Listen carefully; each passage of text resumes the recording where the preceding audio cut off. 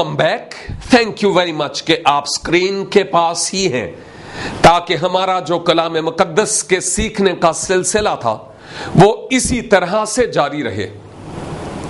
جب مرد خدا موسیٰ پہاڑ پر سے نیچے آتا ہے تو اس کا چہرہ پر رونق تھا.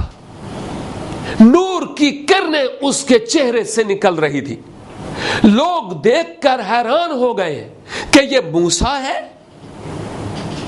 اور اس سبب سے کچھ وقت کے بعد موسیٰ کو بھی اپنے چہرے پر نقاب اوڑھنا پڑا.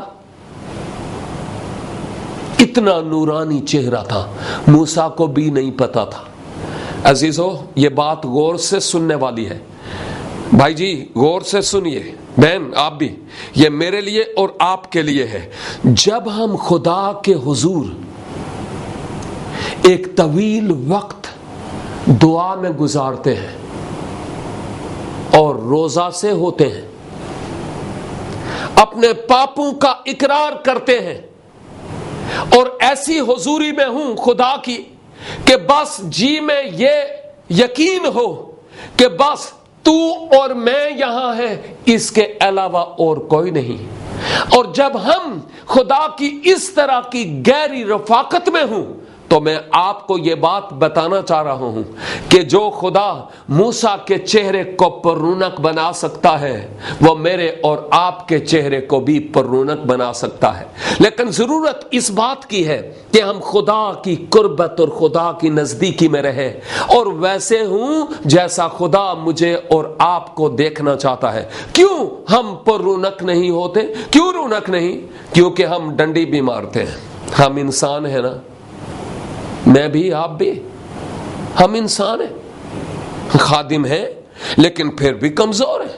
لیکن یہ ایک اہم ترین بات ہم سب کے لیے ہے کہ جب خدا کی حضوری میں ہوں, میں بے دعا ہوں, اس کے ساتھ ہم رفاقت ہوں, اس کی حضوری ہو, روزہ بھی ہو, دل کی تار عرش والے سے ملی ہوئی ہو, تے پھر رونق نہ ہوئے تے اور کی ہوئے. یہ ایک اہم ترین حقیقت ہے جو ہم خداوند کے مقدس کلام میں ہم دیکھتے ہیں. اب جب موسیٰ پہاڑ سے نیچے آتا ہے تو اس نے ایک ایسا ماجرا دیکھا کہ مجھے لگتا ہے وہ اپنا سر پکڑ کے بیٹھ گیا. کبھی کبھی جب آپ باہر سے آتے ہیں, بچوں کو گھر پہ چھوڑ جاتے ہیں, جب آپ واپس آتے ہیں اور بچیاں نے پورے گھر وچ کھلارا پایا ہوندا ہے, تسی بھی سیر پھڑ کے بہ جاندے ہو. ہاں, اور جب موسیٰ پہاڑ سے نیچے آتا ہے, دیکھتا ہے کہ ہارون نے کیا کیا, دیکھتا ہے کہ قوم بنی اسرائیل نے کیا, موسیٰ لگتا ہے سر پکڑ کے بیٹھ گیا. یہ سر پکڑ کر بیٹھنے والا حوالہ بائبل میں نہیں ہے, میں سمجھانے کی بات کر رہا ہوں کہ وہ انتہائی پریشان ہو گیا. کیوں؟ اس لیے کہ جو بنی اسرائیل تھے انہوں نے ہارون سے کہا کہ موسیٰ ہمیں نکال کر لایا تو ہے, اب موسیٰ بھی غائب ہو گیا ہے, اب ہمیں کس کے سپرد اس نے کیا ہے؟ ہارون آپ ہمارے لیڈر ہیں, لہٰذا آپ ہمارے لیے ایک دیوتا بنائیں. اور ہارون بھی ویسا ہی تھا. اس نے کیا کیا؟ اس نے کہا ٹھیک ہے, آپ جتنے بھی زیورات لے کر آئے ہیں سونے کے وہ لے کر آؤ. اور ہارون نے ان زیورات کو بھٹی میں ڈالا اور اس سونے کو ڈھالا اور پھر ایک بچڑا بنایا اور اس بچڑے کو اٹھا کر جتنے بھی یہودی لوگ تھے وہ سب وہاں پر ڈسکو کرنے لگے اور ناچ بھی رہے تھے. میں نے نہیں پتا کی گاندے سی پائے کیونکہ میں وہاں تھا نہیں, لیکن وہ ناچ بھی رہے, یہ کلام کہہ رہا ہے, اور شاید کچھ گا بھی رہے تھے. اور موسیٰ کے کانوں میں یہ آواز پڑی جب وہ آتا ہے اور دیکھتا ہے اوئے انہوں نے زندہ خدا کو ترک کر دیا اور غیر معبودوں کی پوجا کرنے لگے. خروج 20 باب میں ان کو خبردار کیا گیا تھا تم میرے حضور کسی غیر معبود کو نہیں ماننا. اور اب کیا ہوا؟ تھوڑی سی ڈھیل لگ گئی, موسیٰ پہاڑ پر گیا, پیچھے جے ہو جے لوگ او ہو جے 2 نمبر خادم. شکر ہے پاکستان میں نہیں ہے نا. خیر یہ اگلی بات ہے, اس بات کو چھوڑیں اب. تو کیا ہوتا ہے پھر کیا ہوتا ہے جب موسیٰ دیکھتا ہے کہ کیا حال ہے کہ قوم نے بما لیڈر کے بچڑا بنایا, اس کی پوجا کر رہے اور یہ کہہ رہے ہیں کہ یہ ہے وہ دیوتا جو ہمیں مصر سے نکال کر لایا. آپ جانتے ہیں خدا نے منع کیا کہ میرے حضور غیر معبودوں کو نہیں ماننا, نمبر 1. نمبر 2, کلام خدا میں لکھا ہے کہ خدا اپنا جلال کسی دوسرے کو نہیں دیتا. وہ اپنا جلال کسی دوسرے کو نہیں دیتا. جیسا خدا غیور خدا ہے, اس کے خادم بھی غیور خادم ہوتے ہیں. جب موسیٰ نے دیکھا کہ اب تو انہوں نے یہ کر دیا, موسیٰ غصے میں آیا اور اس نے پہاڑ پر سے وہ 2 لوہیں یوں پہاڑ پر سے پٹک دی اور وہ لوہیں ٹوٹ گئی. اور بنی اسرائیل میں ایک مری یعنی وبا آئی, اور اس وبا کے سبب سے بے شمار لوگ مر گئے.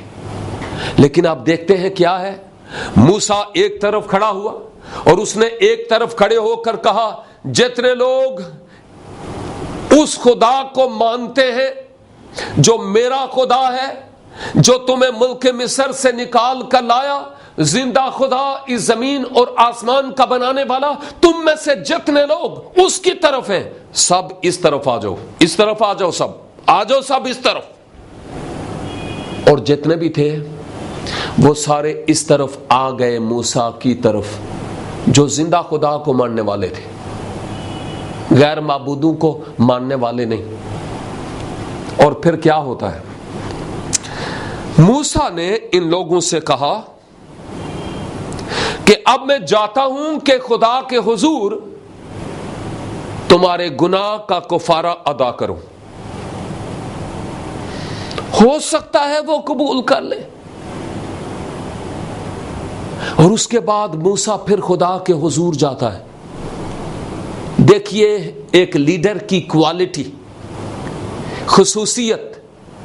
موسیٰ کیا کہتا ہے 32 کی 32 میں, خدا کو کہتا ہے اے خدا اگر تو ان کا گناہ معاف کرے تو خیر, یعنی شفاعت کر رہا تھا,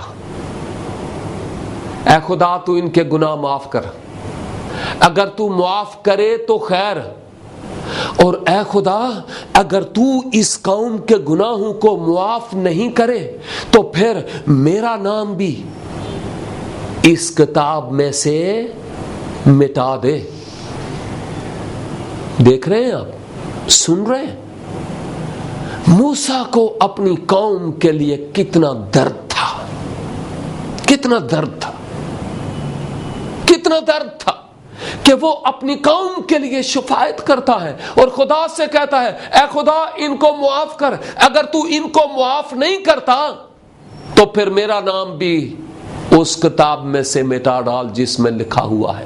اس کا مطلب یہ کہ میں بھلے مر جاؤں لیکن یہ بچ جائے, ان کا گناہ معاف ہو جائے. آج کا لیڈر اپنی قوم کے لیے, اپنی کلیسیا کے لیے کتنا فکر مند ہے. ایک لیڈر جس کا نام نہیں لوں گا, علاقہ نہیں بتاؤں گا, چرچ لیڈر ہے اور کئی جگہوں پر وہ خدمت گزاری کے کام کرتا ہے. کراچی میں ہے, ایک بڑی بلڈنگ بھی بن گئی لیکن عبادت میں جی چار ہی ہوتے ہیں. اور پھر کیا ہوا, ایلڈرز اور ڈیکنز اس لیڈر کے پاس آئے اور اس کو آ کر کہتے ہیں حضور کچھ لوگ آپ کی کلیسیا میں سے یعنی ہماری کلیسیا میں سے یہوہ وٹنس کی طرف چلے گئے, ہماری کلیسیا میں سے کچھ لوگ یہوہ وٹنس ہو گئے, کچھ خاندان ایسے ہیں جو چرچ میں آتے ہی نہیں. تو پادری صاحب خدا کے لیے آپ جائیں اور ان فیملیز کو وزٹ کریں. تاکہ وہ بھی آئیں اور عبادت کریں۔ وہ پادری زندہ ہے، اس نے ان ایلڈرز اور ڈیکنز کو یہ کہا، او جی نہیں آؤندے تے نہ آن کھاؤن خسمانو۔ سن رہے ہو تسی؟ سن رہے ہو؟ اس نے کہا نہیں آتے تو نہ آئے، میں کیا کروں؟ کھان خسمانو۔ آج کل کے لیڈر کی یہ حالت ہے، جبکہ بائبل میں جو لیڈرز ہیں خدا نے بلائے، خدا نے بوجھ دیا، انہوں نے قوم کے لیے اشک بہائے، رخنا میں کھڑے ہوئے، روزے رکھے، دعائیں کی اور خدا کو منوایا۔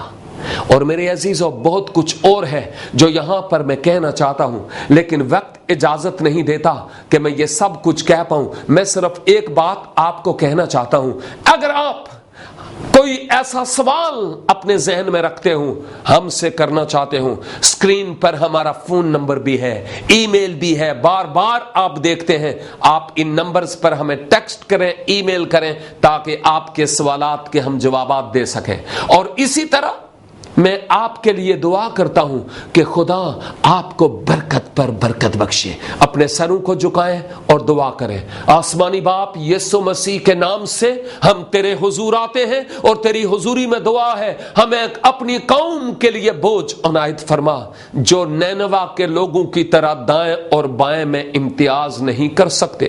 یسوع ناصری کے نام سے ہمیں فضل عنایت فرما کہ ہم موسیٰ کی طرح عظیم قیادت کا رول ادا کرنے والے ہوں۔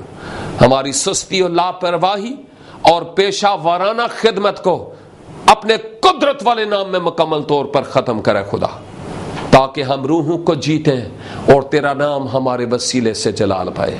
یسوع مسیح ناصری کے نام سے آمین۔